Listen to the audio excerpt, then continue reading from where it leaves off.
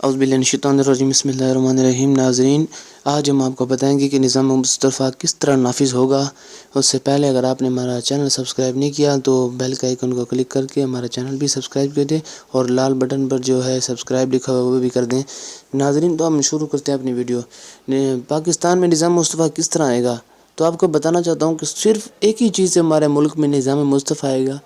اگر آپ کا خیال یہ ہے کہ کوئی سیاستدان سیاست میں آئے گا تو نظام مصطفیٰ آئے گا، کوئی فلاں پارٹی سیاست میں آئے گی تو نظام مصطفیٰ آئے گا، نہیں۔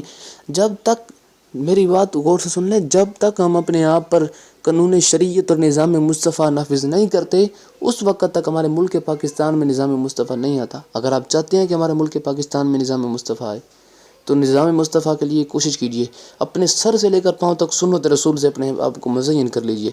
اللہ پاک میں حضور صلی اللہ علیہ وسلم کے فرمان پر عمل کرنے کی توفیق عطا فرمائے، اور ان کی سنتوں کے مطابق زندگی عمل کرنے کی توفیق عطا فرمائے۔ اور اگر آپ کو یہ ویڈیو پسند ہے تو ثواب کی نیت سے زیادہ شیئر کیجیے۔